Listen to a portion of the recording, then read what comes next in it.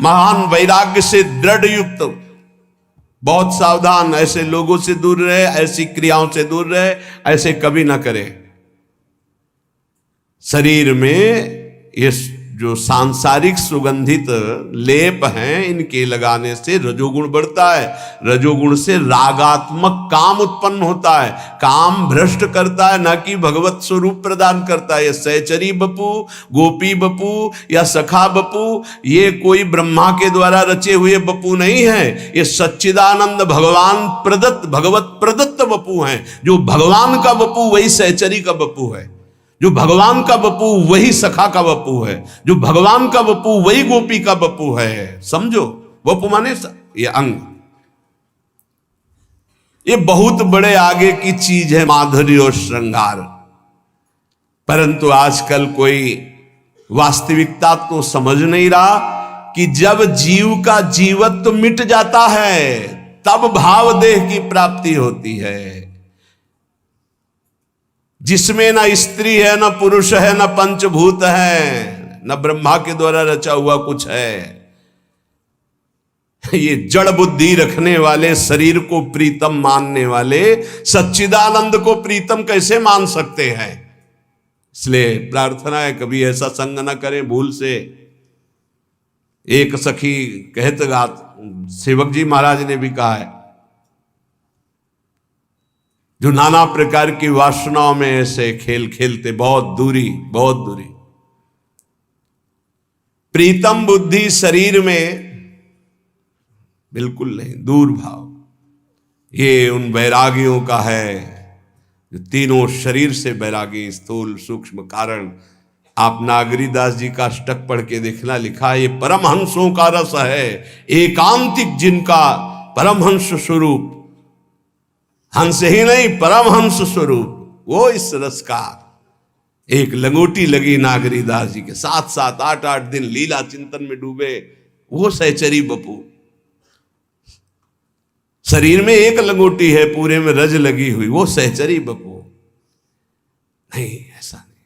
हाँ, चुनरी आदि प्रसादी जो हमारी महारानी जी की मिलती तो सर पे धारण करते हैं उसको, सिरहाने रखते हैं उसको, सिंहासन में विराजमान करते हैं। कोई ऐसा बाहरी परिवेश बना करके ऐसा निषेध है, हमारे आचार्यों ने निषेध किया है। बहिर्मुख पुरुषों की लेखनी से लिखी हुई पुस्तकों को पढ़ने से, बहिर्मुख कामी पुरुषों की संगति से, बहुत से विषयों के संयोग से, संसारी पुरुषों के प्रति ममता रहने से और बहुत समाज प्रिय होने से प्रेम नष्ट हो जाएगा। पहला, बहिर्मुख पुरुषों की संगति से, जो संसारी हैं, विषयी हैं, भोगी हैं, ऐसे पुरुषों के साथ खान पान सब नहीं। खान पान तो कीजिए रसिक मंडली माए, जिनके और उपासना तहां उचित ध्रुना है, मना करते हैं। ऐसे पुरुषों का संग, बहिर्मुख पुरुषों का संग, ऐसे जो बिल्कुल भगवत अनुराग से रहित है, कदापि किसी भी तरह इनका संग न किया जाए, नहीं तो पतन निश्चित है आपका। दूसरा, बहिर्मुख पुरुषों की बनाई हुई पुस्तकों को पढ़ने से। एक महत जन आए थे, बोले ये कुछ अनुभव है, पढ़ लीजिएगा ग्रंथ में। तो उनसे प्रार्थना की कि आपके आदर के लिए ले सकते हैं और रख सकते हैं, लेकिन स्वाध्याय नहीं कर सकते। स्पष्ट क्यों? अब हमें जरूरत नहीं स्वाध्याय की, हमारे गुरुदेव ने जो दे दिया है उसी से हमारे को समय नहीं है, तो हम और कुछ जानना नहीं चाहिए। जैसे कि हमको बिहारी जो जाना, हमें पता है हमारा रास्ता ये है। अब हम छठी करा से आगरा का रास्ता, दिल्ली का रास्ता, इधर का रास्ता, उधर का रास्ता, इनके किलोमीटर गिन के समय बर्बाद करने का हमारे पास समय नहीं है। बोले आप किसी को दे देना, हम कहा आपकी बहुत इच्छा है, रख दीजिए। स्पष्ट कि आप पढ़िएगा, हमारी अनुभूतियां, हमें आपकी अनुभूतियां नहीं, हमें अपने गुरुदेव की अनुभूतियों के अनुसार चलना है, अपने गुरुदेव प्रदत्त मंत्र और आराधना में तन्मय होना है। हमारे पास समय नहीं है आपकी लेखनी पढ़ने का। स्पष्ट ये हम इसलिए आपको कह रहे हैं कि आपको ये जीवन में उतारना है, कुछ भी मिला पढ़ने नहीं। बहिर्मुख पुरुषों के द्वारा बनाई हुई पुस्तकों को पढ़ने से प्रेम क्षीण हो जाता है। स्थिति प्रज्ञ महापुरुषों के वचन पढ़ने, वो भी इष्ट मिले और मन मिले, मिले भजन रस रीति, तहा निसंक होए मिलिए तासों कीजे प्रीति। तीसरा, बहुत साधन शास्त्रों का अभ्यास करने वालों से व्यवहार नहीं रखना चाहिए। बहुत अंतराय पड़ता है, बहुत अंतराय। अपने इष्ट के विरुद्ध बात होगी तो आपको असहनीय हो जाएगी, हृदय की स्थिति में क्षोभ पहुंचेगा, और अगर उनके अनुकूल चल दिए तो आराधना छूट जाएगी। इसलिए बहुत मिले वो संग नहीं, संग वही जो इष्टाकार वृत्ति करवा दे। कामी पुरुषों का संग, रागी पुरुषों का संग, ममता युक्त पुरुषों का संग का त्याग कर दे, नहीं तो प्रेम में बाधा खड़ी हो जाएगी। और बहुत समाज प्रिय बनने की चेष्टा, यहां वहां दौड़ भागे सब, इससे प्रेम क्षीण हो जाएगा, जो पूज्य बाबा कह रहे हैं। ये ध्यान रख ले जीवन में कि जिस मार्ग में हम चले उसमें बहुत बड़ी बाधा है। बहिर्मुख पुरुषों की संगति, बहिर्मुख पुरुषों के द्वारा रची हुई बनाई हुई पुस्तकों के पढ़ने से, बहुत से साधनाभ्यासी शास्त्राभ्यासी इनका संग करने से, और कामी पुरुषों के संग से, और समाज प्रिय बनने की लालसा से साधन मार्ग छूट जाएगा, भजन मार्ग छूट जाएगा, प्रेम में कमी आ जाएगी। तो प्रेमी को कब तक भजन करना चाहिए?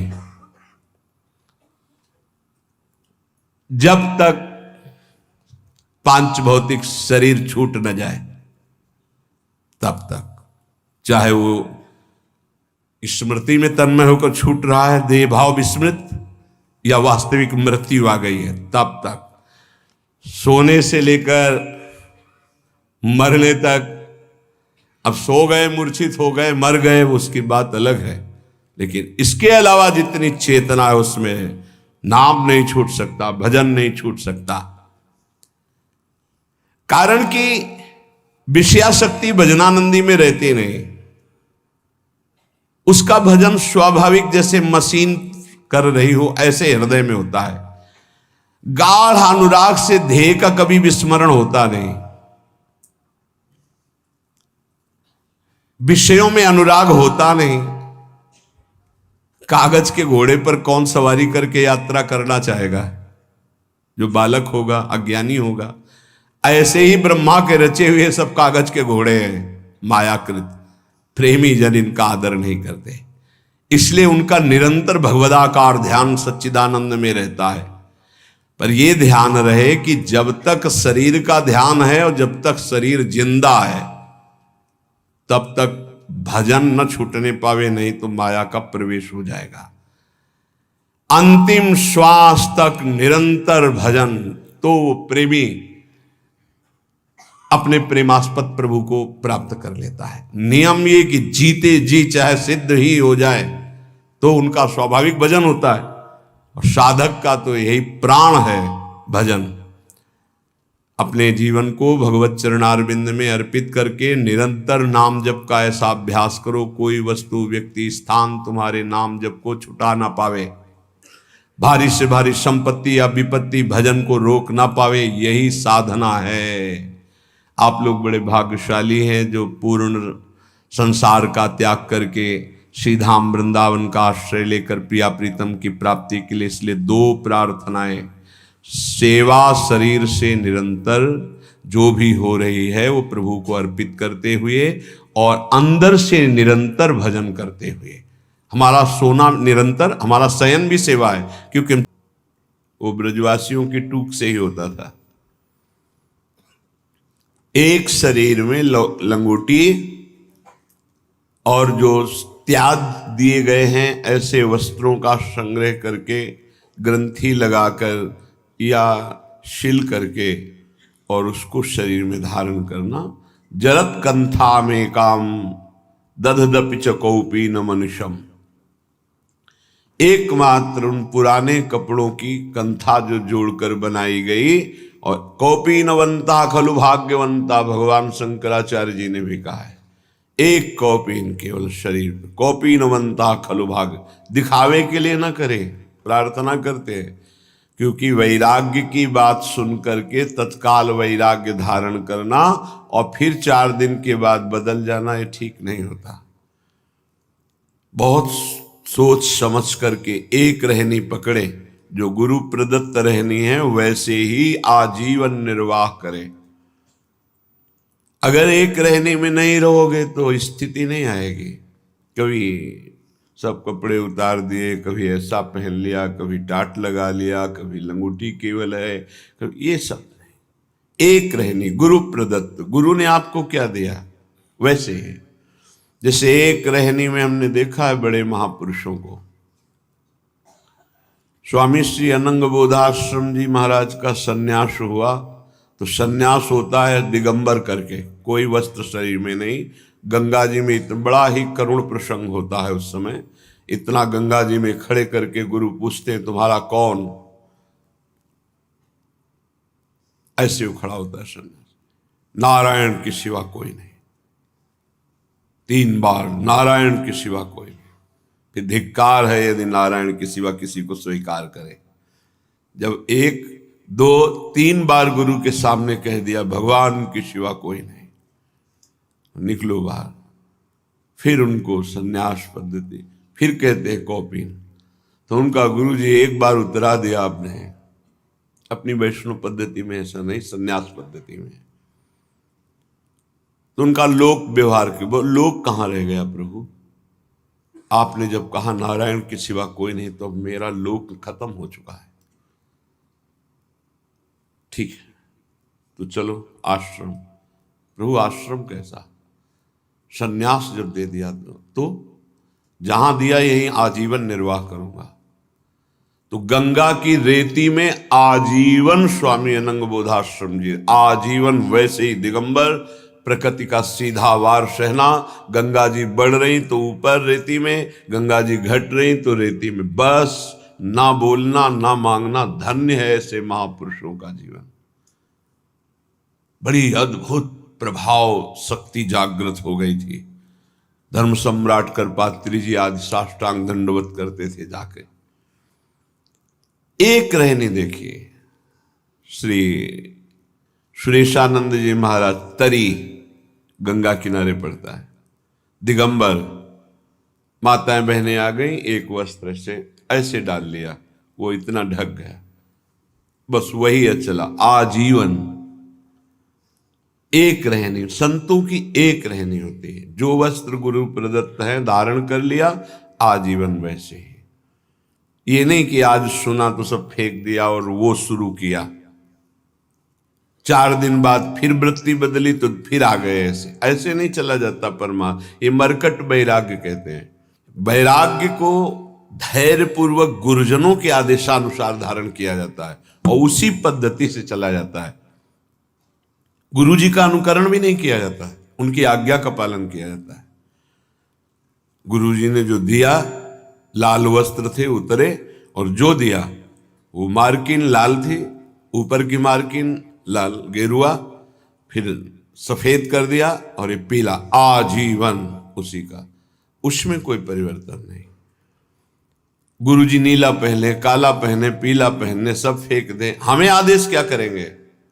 हमें आदेश कर दे सब फेंक दो, अभी फेंक देंगे। हमें आदेश करें अमुक वस्त्र धारण करो, वही धारण करेंगे। हमारा वैराग्य गुरु के श्रीमुख से है, मनमानी नहीं। तो उपासक जिसे ऐसे वैराग्य की बातें सुने ना और फिर कल से शुरू कर दे, कुछ हैं जो मनमुखी है, नहीं जानते हैं। पूरे शरीर में रज लगाने का आदेश है, कोशिश करो गुप्त रूप लगे। ऐसे प्रगट में लगा लिया गीली करके, और शरीर में सूखी लगा लिया। साधारण ऐसे व्यवहार में रहो, कोई तुम्हें जान न पावे कि तुम ऐसी भावना क्यों। एक दिन स्टील का कमंडल ले लिया, दूसरे दिन करवा ले लिया, तीसरे दिन लौकी ले ली, चौथे दिन नारियल का। ये सब मनमुखी बातें नहीं होनी चाहिए। एक अगर करवा ले लिया तो आजीवन उसी में। ये नहीं दिखावे के लिए करवा, पीछे स्टील के पात्रों का प्रयोग, ऐसे नहीं। अगर जो जीवन में धारण किया आजीवन, हमने संतों को देखा है, एक संत है खप्पर रखते नारियल का, टोपी की तरह रख लिया और उसी को से मांग के पा लिया, उसी को फिर ऐसे रख लिया। क्या मस्ती संत हो गई। आप लोग रज का सेवन करते हैं, रज का ही सेवन करें। जो रज के पात्र हैं, शरीर में रज लगाना, रज का तिलक, प्रसादी, चंदन, रज के पात्रों में पाना, अपनी शैया में रज डालना। कई बार पीछे चर्चा हुई, सूखी रज डाल के भले ऊपर से चद्दर डाल लीजिए, लेकिन आप शैया में रज में ही शयन कर